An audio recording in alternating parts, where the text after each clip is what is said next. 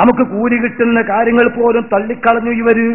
ഇങ്ങനെ തള്ളിക്കളയേണ്ടി വന്നത് എന്തുകൊണ്ട്? അതാ ഞാൻ തുടങ്ങി വെച്ച്. എന്റെ മഹാന്മാരെ പാന്താവ് ഒഴിവാക്കി. അതിന്റെ പുറമെ പ്രമാണങ്ങളെയൊക്കെ തെളിവില്ലാതെയാക്കി മാറ്റി. അതിന് തുടക്കത്തിൽ 2 ക്ലിപ്പിയായിട്ടെന്നു ബുഖാരി എന്തായിരുന്നാലും തള്ളാൻ പാടില്ല. അത് ഔദ്യോഗിക ഗ്രന്ഥമാണ്, അതിലൊറ്റ ലൈഫില്ല ആര് പറഞ്ഞാലും.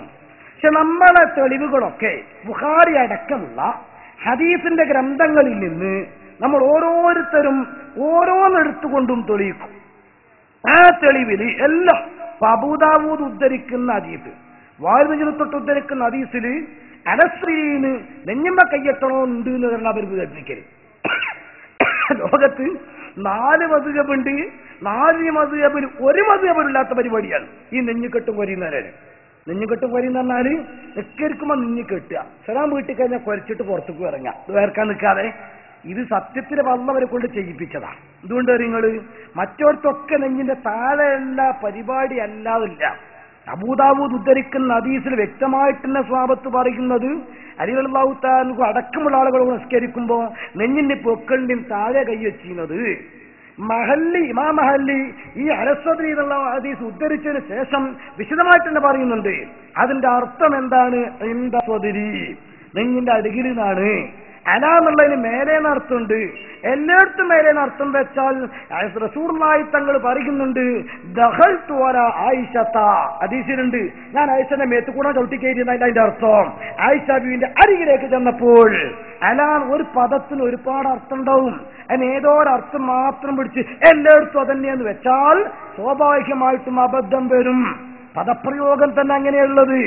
അതുകൊണ്ടാണ് ഒരൊറ്റ ഇമാമും നെഞ്ഞിന്റെ മേലെ പഠിപ്പിച്ചിട്ടില്ലെന്ന് മാത്രമല്ല, 1929 അച്ചടിച്ച് പുറത്തിറക്കിയ ടി.കെ. മൗലവി, ഇ.കെ. മൗലവി, എം.സി.സി. മൗലവി മർഹൂം, ഈ 3 മുജാഹിദിന്റെ മൗലവിമാരും കൂടെ മുത്തഫഖുൻ അലൈഹിയായിട്ടുണ്ടാക്കിയ കിതാബു അവ്വലി ഫിൽ അമലിയാത്ത്, അതിൽ പറയുന്നത് അല്ലാഹു അക്ബർ എന്ന തക്ബീർ ചൊല്ലി വലത്തെ കൈ കൊണ്ട് ഇടത്തെ കൈയിനെ മണിബന്ധത്തിൽ പിടിച്ച് നെഞ്ഞിനും പൊക്കിളിനും ഇടയിൽ വെക്കേണ്ടതാണ്. അന്ന് അവർക്ക് തിരിഞ്ഞത് അങ്ങനെയാണ്. പക്ഷെ അന്ന് മുജാഹിദ് ഡേഞ്ചർ അല്ല. അന്ന് മൗലൂദുണ്ട്, അറബിയുടെ ഖുത്ബയാണ്, പെണ്ണ് വരാൻ തുടങ്ങിയിട്ടില്ല, ററബ് 20 ഉണ്ട്. പിന്നെ മുജാഹിദിന് വിഷം കൂടി ഇങ്ങനെ വന്നു. കൂടി വന്നപ്പോ അള്ളാഹ്ക്കും തന്നെ പിന്നെ ഇതൊന്ന് ബോധ്യപ്പെടുത്തി കൊടുക്കണം എന്നായല്ലോ. തിരിയുന്ന ആളുകൾ ചിഹ്ന കണ്ടിട്ട് ചെയ്തോട്ടെ, അങ്ങനെ തീരുമാനിച്ചു. കെട്ടുപിടിക്കോട്ടെ. ഏതാ കെട്ട്? ട്രാൻസ്ഫോർമർ കണ്ടിട്ടില്ലെങ്കിൽ സാധാരണ ഉണ്ടാകുന്നത് വലിയ ജനറേറ്ററിന്റെ അപ്പുറത്തും ഉണ്ടാവും ഒരു അസ്ഥികൂടം, ഒരു തലയോട്ടി, 2 അസ്ഥികളും. കാഴ്ച ബംഗ്ലാവിലൊക്കെ നരി, സിംഹം, പുലി അതിന്റെ കൂടിന്റെ പുറത്തും ഉണ്ടാവും. കളിക്കണ്ട, ഡേഞ്ചറാണ് കേസ് എന്നാ. ഇതേപോലെ അല്ലാഹു അക്ബർ എന്നെ തുടരണ്ട, സലാം പറയണ്ട, മയ്യിത്ത് ഡേഞ്ചർ ആടുക. ഈ ഒരു ചിഹ്നം വരാതിരിക്കാൻ സ്വാഭാവികമായിട്ട് നോക്കിക്കോ നിങ്ങൾ. പ്രമാണബദ്ധമായി നാം അവതരിപ്പിക്കുന്ന വിഷയങ്ങൾ ഇങ്ങോട്ട് നോക്കിയിട്ട് അപ്പം ഒരു പ്രത്യക്ഷപ്പെടും. അതുകൊണ്ട് പ്രമാണങ്ങളൊക്കെ ലൈഫാക്കാൻ തീരുമാനിച്ചു. ഒറ്റയടിക്ക് ലൈഫാക്കാൻ കഴിയൂല. അതിന് എടുത്തൊരു ഹിക്മത്തുണ്ട്. അയാൾ പറഞ്ഞു, അങ്ങനെ ബുഖാരി മുസ്ലിം എന്നൊന്നും പറഞ്ഞിട്ട് നിങ്ങൾ ആ 2 ചട്ടയുടെ ഉള്ളിൽ ഉള്ളത് എല്ലാം അംഗീകരിക്കാൻ പറ്റുമെന്ന് മനസ്സിലാക്കണ്ട. ആദ്യം അയാൾ പറഞ്ഞു ഒരൊറ്റൊന്നും ലൈഫില്ല, ഇപ്പൊ അവർക്ക് ലൈഫ് ആക്കണം. അതിന്റെ ഫസ്റ്റ് സ്റ്റെപ്പ് ഒന്നിട്ട് കൊടുക്ക്. സഹീഹ് ബുഖാരി വിമർശനങ്ങൾക്ക് അതീതമാണെന്നോ ഇമാം ബുഖാരി മഅസൂമാണെന്നോ ആ 2 ചട്ടക്കുള്ളിലുള്ളത് എല്ലാം സത്യസമ്പൂർണ്ണമാണെന്നോ ആർക്കും ഇവിടെ വാദമില്ല. ഉണ്ട്. തൊട്ടു മുമ്പ് ഫസ്റ്റ് ഇട്ട ക്ലിപ്പിൽ ഇയാളുടെ ശിഷ്യൻ തന്നെ സദായി പ്രസംഗിച്ചത് എന്താണ്? സാധാരണക്കാർക്ക് അംഗീകരിക്കാൻ പറ്റുന്ന തെളിവേതാന്നാ ചോദിച്ച്.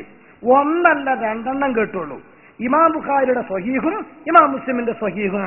ആരൊക്കെ എന്തൊക്കെ പറഞ്ഞാലും ഒറ്റൊന്ന് പോലും ദഈഫില്ല. മുസ്ലിം പണ്ഡിത ലോകത്ത് ധാരാളം ചർച്ച നടന്നിട്ടുണ്ട്. ഒരു സാധാരണക്കാരന് വിശ്വസിക്കാവുന്ന ഒരു ഹദീസ് ഗ്രന്ഥം ഏതാണ്? 1 അല്ല 2 കേട്ടോളൂ. ഇമാം ബുഖാരിയുടേതും ഇമാം മുസ്ലിമിന്റേതും. ഇമാം ബുഖാരിയുടെയും ഇമാം മുസ്ലിമിന്റെയും സ്വഹീഹുകളിൽ ഒന്നുപോലും ലഈഫില്ല. ആരൊക്കെ എന്തൊക്കെ പറഞ്ഞാലും ഒരു ഹദീസ് പോലും ലഈഫുള്ളതായിട്ട് ആർക്കും കാണിക്കാൻ സാധ്യമല്ല. അതുമായി ബന്ധപ്പെട്ട ദീർഘമായ ചർച്ചകൾ ഇസ്ലാമിക ലോകത്ത് എന്നും ഉണ്ടായിട്ടുണ്ട്. പിന്നെ എങ്ങനെ ഇപ്പൊ ലൈഫാണ് വിവരം കിട്ടിയത്? എക്സ്ക്യൂസ് ഒന്നും കൂടി ചിന്തിക്കുക. ഏത് ഈ ഗ്ലാസ്നോസ്റ്റും പെരിസ്ട്രോയിക്കയും ഇസ്ലാമ് പറ്റൂലല്ലോ. ഇസ്ലാമിന്റെ അടിസ്ഥാന സിദ്ധാന്തം തന്നെ മാറ്റാൻ ജിബ്രീൽ ഇറങ്ങി വരൂലല്ലോ. ഈ ബുഖാരിക്ക് ലൈഫാക്കാനതിന്റെ അർത്ഥം എന്താ? നിങ്ങള് പോലീസ് സ്റ്റേഷനിൽ കളവ് നടക്കുകയെന്നാ. ആഹാ, കളവ് നടക്കുമ്പോ പരാതിപ്പെടാനുള്ള സ്ഥല പോലീസ് സ്റ്റേഷൻ. പെറ്റീഷൻ കൊണ്ടുവന്നപ്പോ SI സാറ് പറഞ്ഞു, എക്സ്ക്യൂസ് മീ, ഇരിക്കട്ടെ അവിടെ, എന്തേ അതിലെ ഫയല് കട്ടുകൊണ്ടേക്കുന്നുണ്ട്, എന്താ ചെയ്യാ, ഇനി അങ്ങോട്ടാ പോവുക. കാരണം ഖുർആൻ കഴിഞ്ഞ പ്രബല തെളിവല്ലേ ബുഖാരി. ഈ ബുഖാരി മുഴുവനും അംഗീകരിക്കാൻ പറ്റൂല. ഇത് ഒരു മൗലവി പറഞ്ഞപ്പോ മറ്റേ ഗ്രൂപ്പിലെ മൗലവി പറഞ്ഞു, നിങ്ങളങ്ങനെ മൊത്തത്തിൽ പറഞ്ഞല്ലേ, ഞാൻ 60 എണ്ണം ലൈഫാക്കിയിട്ടുണ്ട് പോരെ. സലാഹുലമി ധൈര്യത്തോടു കൂടെ മുപ്പര് പിന്നെ അങ്ങനെയാണ് ഹദീസ. അപ്പൊ അതുകൊണ്ട് മൂപ്പര് പറഞ്ഞു, ഞാൻ 60 എണ്ണം ലൈഫാക്കിയിട്ടുണ്ട്. ഇസ്ലാം കൊണ്ടാ കൂട്ടിയേക്കാളി നോക്കണം. 60 ലൈഫാക്കി. നമുക്ക് പറയാം, ഒരേക്കർ തെങ്ങും തോട്ടുണ്ടായിരുന്നു, ഒരു മോളെ കെട്ടിച്ചു, കടം വന്നു, 10 സെന്റ് ഞാൻ വിറ്റിട്ടുണ്ട്, ആരും ചോദിക്കൂല. ഇത് അങ്ങനെയല്ല. ഇസ്ലാമിന്റെ പ്രമാണ സ്വന്തം തറവാടല്ല, സ്വന്തം മേലെ സ്ഥലമല്ല. ലക്ഷക്കണക്കിന് മുസ്ലിമീങ്ങൾക്ക് ഖിയാമത്ത് നാളെ വരാനുള്ളവർക്ക് പ്രമാണാണത്. ആ പ്രമാണം തള്ളിക്കളയാൻ ആരവകാശം കൊടുത്തു? ചിന്തിച്ചോ, മരിച്ചു പോകേണ്ട തടിയാ നമ്മള്. വിശദമായിട്ട് മനസ്സിലാക്കിക്കോ. സലാഹുലമി തള്ളി വിട്ടു. ഞാൻ 60 ഹദീസ് ലൈഫാക്കിയിട്ട് എന്തെങ്കിലും നഷ്ടപ്പെട്ടുള്ള സുന്നത്ത് നിങ്ങൾ 60 ഹദീസ് ലൈഫാക്കിനെ പറയലാതെ കൂട്ടരെ ഞാൻ ലൈഫ് ലൈഫാക്കിയോണ്ട് മുജാഹിദ് പ്രസ്ഥാനം വിശ്വസിച്ചു പോകുന്ന ഏത് വിശ്വാസത്തിനെ നഷ്ടം സംഭവിച്ചത്? ഏത് സുന്നത്തെ അവർക്ക് നഷ്ടപ്പെട്ടത്? നിങ്ങൾ 100 സുന്നത്തെ നഷ്ടപ്പെടുക, എന്താ പ്രശ്നം? ഒരുപാട് ഇതുപോലെ ഇടണമെന്നുണ്ട്. പക്ഷെ നമ്മളെ സമയം, നമ്മൾ നിയമത്തെ മാനിക്കുന്ന ആളുകളാ. അതുകൊണ്ട് മാത്രമല്ല, ഇത് ഇട്ടാ തീരുന്ന പ്രതീക്ഷ നമുക്കില്ല. ഞാൻ കൊണ്ടുവന്നപ്പോ ആ ചെറിയ ലാപ്ടോപ്പ് എന്റെ അടുത്തുള്ളത്. ആ ലാപ്ടോപ്പ് തന്നെ ഇപ്പൊ 600 ചില്ലാന് ക്ലിപ്പ് ഇടാണ്ട്. ആ പ്രത്യേകം വേണ്ടി വരും. അപ്പൊ ഏതായാലും ഒക്കെ തീരുന്ന ഉറപ്പാണ്. അപ്പൊ പിന്നെ